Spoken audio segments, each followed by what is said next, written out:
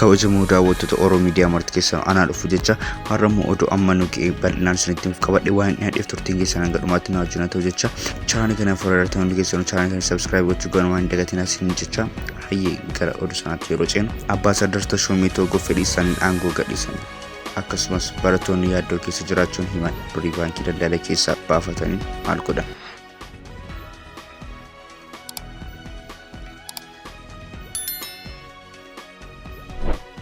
Komishinii haaromsa biyyoolessaa Ambaasaadar Tashoomaa Toogoo sababa dhuunfaatiif fedhii isaaniin aangoo gadhiisan.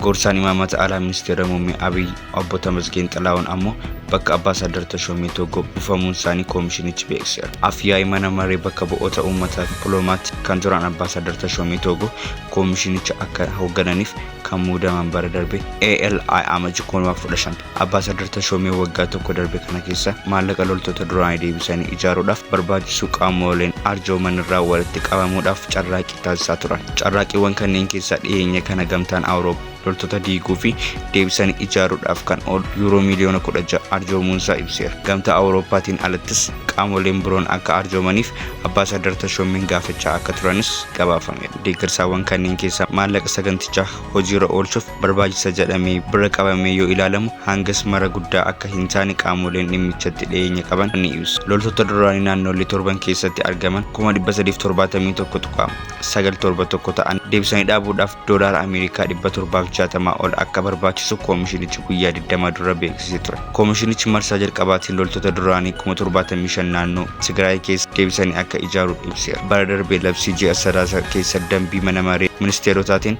bayin akka hundeeffame komishiniin haaromsa biyyoolessaa barii hojii isaaf kenname xumuruudhaaf ji'oota 8 qofaatu isaaf bu'uura dambii itti hundeeffameetiin barii hojii komishinicha waggaa 2 akka barbaachisummaa isaatti mana maree ministeerotaatiin dheereffamuu danda'a. Komishinichi barii hojii isaa dhumuudhaaf ji'oonni muraasni hafanillee sagantaa isaa ji'oota 3 booda ALI waxabajii keessa akka jalqabuuf waggaa 2 dabalataaf akka turus ifa godhee ture. Ambaasaadar Tashoomaa Toogoo itti gaafatamummaa kan gadhiisan komishinichi muudama akkasii kana keessa jiruuti. Komishinichi Ambaasaadar Tashoomaa gadhiisuun ilaalchisuun fuula feesbuukii isaa irratti akka ibsetti sababa dhuunfaa isaatiif komishinarummaan itti fufuun dhiisuudhaaf gaaffiin dhiyeessan fudhatama waan argateef bitootessa 3 irraa kaasee gadhiisaniiru jedheera. Deetaan ministeeraa fi gorsa imaammata alaa ministeera muummee Abiy kan ta'an Obbo Tamasgeen Xilaahuun bitootessa 21 irraa kaasee komishinarra ta'uun muudamuun isaanii dhaabbatichi beeksiseera. Ambaasaadar Tashoomaa Toogoo gara hojii dippiloomaasiitiin erga bobba'anii booda Beeljeemii fi Chaayinaatti Ambaasaadara Itoophiyaa ta'uun tajaajilaniiru. ALI 1997 hanga 2002 ammoo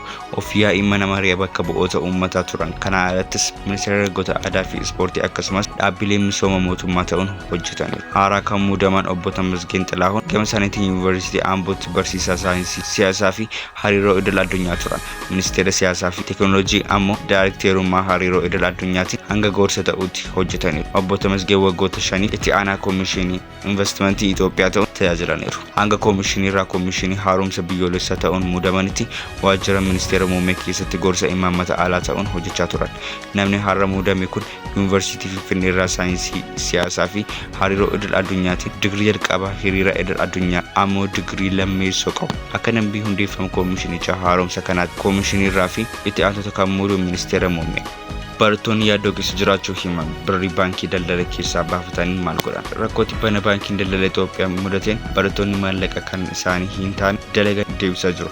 Kaan ammoo yaaddoo keessa jiraachuun dubbatu. Barattoonni yuunivarsiitii Jimmaa qarshii 150 oliin hojjedheera hundas deebiseera jechuun BBC'tti hime. Hiriyoonni akka baankiiwwan biraatti dabarsan garuu akkatti deebisan wallaalanii muudama keessa jiru jedha. Baankii Itoophiyaa keessa guddaadha jedhamu kun namoonni maallaqa fudhatan yookiin gara biraatti dabarsan hedduu waamicha isaaniif taasifame hordofan gara dameewwan baankichaatti dhiyaatanii deebisaa jiraachuu hima. Dabaloonis kanneen hin deebisin jiran hanga dhuma torbee kanaatti deebisuu baannaan tarkaanfii fudhachuuf akeekachiisa. Taateen halkan sun mudate hanga ammaatillee guutummaatti hin baramin jira. Haa ta'u malee barattoonni yuunivarsiitii Jimmaa fi Dillaa BBC deebisee taatee halkan sana dalaga jechuun ibsu. Yuunivarsiitii Jimmaa irraa barattoota BBC dubbatee fi maqaan isaa akka hin dhaamne gaafate haala ture akkasiin hima. Ani qarshii 150 oliin dalage kanneen 300 fi isa olis hojjetan jiru. Namni dursee dhagee sirriitti hojjete. Barataan kun akkaawuntii isaa keessa qarshii 5,000 gadi tahaa qofa akka qabu himuun 100 kan lakkaa'amu garuu fudhachuusaa amana. Ergasiis maallaqa guutuu otoo hin fudhatin of bira torsee waan ture kaan caalaan akka ammoo